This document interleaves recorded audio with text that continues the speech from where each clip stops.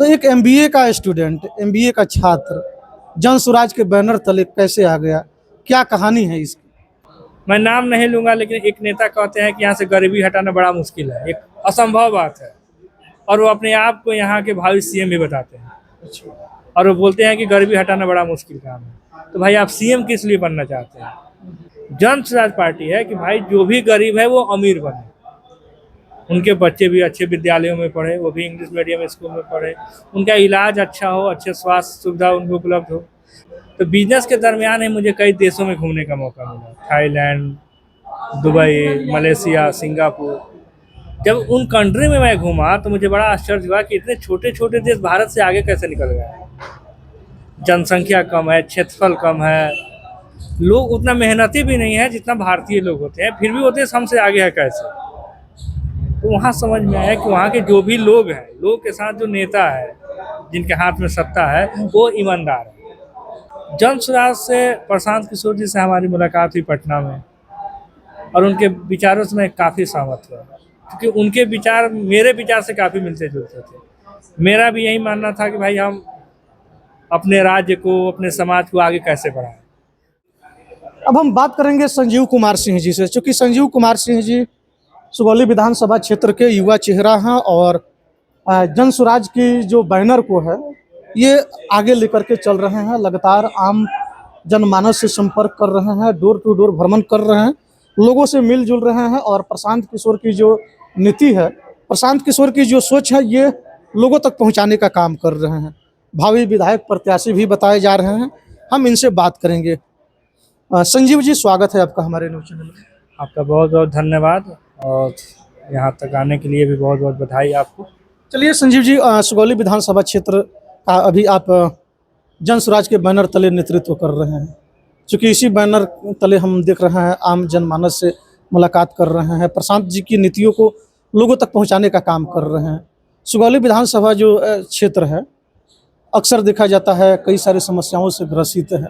सड़कों की बात कर ली जाए तो आप घूमे होंगे, देखे होंगे, जाहिर सी बात है विकास आपको स्पष्ट दिखाई दिया होगा। क्या स्थिति है इस विधानसभा क्षेत्र की? अगर इधर आप चले जाइए, नकरदेई के तरफ चले जाइए, उधर आप चले जाइए सुकुल पाकड़ की तरफ, उससे और आगे माली की तरफ अगर चले जाइए, इधर पश्चिम की अगर बात कर ली जाए रामगढ़वा प्रखंड क्षेत्र में पखनैया के तरफ चले जाइए, जैतापुर के तरफ चले जाइए, पिपरपाती के तरफ चले जाइए, रोडों की जो स्थिति है, सड़कों की जो स्थिति है, बद से बदतर है। विकास को लेकर के विकास तभी माना जाता है जब सड़कों की स्थिति बढ़िया हो, अच्छी हो, एजुकेशन की स्थिति अच्छी हो, स्वास्थ्य की स्थिति अच्छी हो। लेकिन ये सब सुगौली विधानसभा क्षेत्र में 0 सन्नाटा है। इसको लेकर के क्या कहना चाहिएगा सुगौली विधानसभा क्षेत्र को लेकर के? देखिए, क्षेत्र भ्रमण के दौरान मैंने बहुत सारे पंचायतों का भ्रमण किया, और जहां मुझे लगा कि यहाँ आवाज़ उठानी चाहिए, वहाँ हमने आवाज़ भी उठाया। कई सारी वीडियो भी आपने देखी होंगी। शीतलपुर ढाला पे कुछ दिन पहले एक वीडियो आप बनाए थे, एक्सीडेंट हुआ था, उसके लिए वीडियो बनाया था। माली पंचायत में गया, वहाँ सड़क नहीं था, 2 तरफ से सड़क था, बीच में गड्ढा था, उसके लिए भी हमने एक वीडियो बनाया और उसको वहाँ पे आवाज़ उठाई। जो गलिया पुल नहीं है, उसके लिए भी हमने आवाज़ उठाई। क्षेत्र भ्रमण के दौरान जो बातें हमारी नज़र में आती हैं, उसको हम धड़ल्ले से उठाते हैं, जन स्वराज के बैनर तले उठाते हैं। हमारा एक ही उद्देश्य है कि जो भी मुद्दा जनता का है वो जन स्वराज का है। हमारा मुख्य उद्देश्य है कि जनता की जो भी समस्याएं हैं उनको दूर करना। पार्टी अभी सत्ता में है नहीं है, ये बात की बात है। हमसे जितना बन पड़ता है, हमसे जितना हो सकता है, हम क्षेत्र के विकास के लिए आगे आते हैं। अब रह गए कि पहले यहाँ पे जो प्रतिनिधि थे हैं, उन्होंने क्या किया नहीं किया, ये पूछने का ज़्यादा अधिकार उन मतदाताओं को है जो उन पर विश्वास करके 5 साल के लिए उनको अपने क्षेत्र का राजा बनाया, अपने एक उम्मीद रखी कि ये व्यक्ति हमारे विकास में आगे आएगा, हमारे विकास को आगे बढ़ाएगा। उनको इस बात का भरोसा था कि आदमी कभी हमारे साथ बेईमानी नहीं करेगा, धोखा नहीं देगा। लेकिन इन सारे टर्म कंडीशन पे वो गलत साबित हुआ। जनता का मोह भंग हो गया है। कई जगह तो ऐसा आता है कि जनता कहती है कि हम वोट देने ही नहीं जाएंगे। तो कहीं ना कहीं उनकी आत्मा अतृप्त है ऐसे माहौल से। हमें ज़रूरत है जन स्वराज के बैनर तले ऐसे लोगों को लाना और विश्वास दिलाना कि बस एक बार और आप भरोसा कीजिए जन स्वराज पार्टी पे, आपकी सारी उम्मीदों पे खड़ा उतर के हम दिखाएंगे। जहाँ तक हमें जानकारी है आपके बारे में, हमने आपके बैकग्राउंड के बारे में जाना है। आप एमबीए के स्टूडेंट रहे हैं और एमबीए के स्टूडेंट, एमबीए भी अपने आप में एक प्रोफेशनल डिग्री है। जिनको बिजनेस करना होता है वो एमबीए की पढ़ाई करते हैं।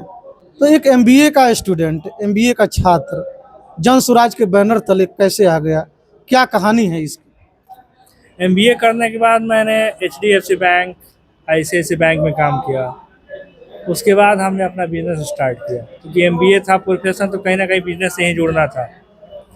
तो बिजनेस के दरमियान ही मुझे कई देशों में घूमने का मौका मिला, थाईलैंड, दुबई, मलेशिया, सिंगापुर। जब उन कंट्री में मैं घूमा तो मुझे बड़ा आश्चर्य हुआ कि इतने छोटे छोटे देश भारत से आगे कैसे निकल गए। जनसंख्या कम है, क्षेत्रफल कम है, लोग उतना मेहनती भी नहीं है जितना भारतीय लोग होते हैं, फिर भी वो देश हमसे आगे है कैसे। तो वहाँ समझ में आया कि वहाँ के जो भी लोग हैं, लोग के साथ जो नेता है, जिनके हाथ में सत्ता है, वो ईमानदार है। और हमारे भारत की सबसे बड़ी कमजोरी है, सत्ता मिलने के बाद बेईमानी शुरू हो जाती है। यानी कि यहाँ पे हुक्मरानों की जो हुक्मरानों की चलती है, हम काम करें नहीं करें जात पात में उलझा देंगे, पैसे से खरीद लेंगे, लेकिन भाई हम ईमानदारी से काम नहीं करें। और जब तक किसी देश में राजनेताओं के पास या वहाँ की जनता ईमानदार नहीं होगी, तब तक विकास होना हमको असंभव लग रहा है। तो जन स्वराज वही काम कर रही है, लोगों के अंदर एक चीज़ बता रही है कि भाई आप ईमानदार नहीं बने, लेकिन बेईमानी भी मत कीजिए। अगर जनता ईमानदार है तो राजनेताओं को ईमानदार बनने में समय नहीं लगेगा। जन स्वराज से कैसे जुड़ना होगा? जन स्वराज से प्रशांत किशोर जी से हमारी मुलाकात हुई पटना में, और उनके विचारों से मैं काफ़ी सहमत हुआ, क्योंकि उनके विचार मेरे विचार से काफ़ी मिलते जुलते थे। मेरा भी यही मानना था कि भाई हम अपने राज्य को, अपने समाज को आगे कैसे बढ़ाएं, और इस क्षेत्र में क्या किया जा सकता है। मुझे अन्य पार्टियों की अपेक्षा सबसे ज़्यादा बेहतरीन इनका विचार लगा, क्योंकि मैंने अन्य दलों को भी सुना है, उनके जो महामहिम हैं उनको भी सुना है, लेकिन उनमें ऐसी विकास की अवधारणा, विकास के लिए संकल्पित होना, या विकास का जो एक रोड मैप होता है, उनके पास वैसा कुछ नहीं है। अब बिना रोड मैप के तो हम विकास कर नहीं सकते हैं, बिना नक्शा के तो हम घर बना नहीं सकते हैं। तो उनके पास कोई रोड मैप ही नहीं है, नक्शा ही नहीं है कि बिहार को हम कैसे आगे ले जाएंगे। मैं नाम नहीं लूँगा, लेकिन एक नेता कहते हैं कि यहाँ से गरीबी हटाना बड़ा मुश्किल है, एक असंभव बात है, और वो अपने आप को यहाँ के भावी सीएम भी बताते हैं, और वो बोलते हैं कि गरीबी हटाना बड़ा मुश्किल काम है। तो भाई आप सीएम किस लिए बनना चाहते हैं? जब आपको आपके सत्ता में आ जाने से गरीबों की गरीबी दूर नहीं होगी, तो फिर आप सत्ता में आना क्यों चाहते हैं? लेकिन ये पूछने वाला कोई नहीं है। जन स्वराज पार्टी है कि भाई जो भी गरीब है वो अमीर बने, उनके बच्चे भी अच्छे विद्यालयों में पढ़े, वो भी इंग्लिश मीडियम स्कूल में पढ़े, उनका इलाज अच्छा हो, अच्छे स्वास्थ्य सुविधा उनको उपलब्ध हो, किसानों की आय दुगनी हो, वृद्धाओं को एक अच्छा पेंशन सम्मानित राशि मिल सके, महिलाओं को उद्यम करने के लिए अच्छा एक अमाउंट कम ब्याज पे मिल सके। ये सारे जो विचार उनका मैंने जाना, उसके बाद हम जन स्वराज से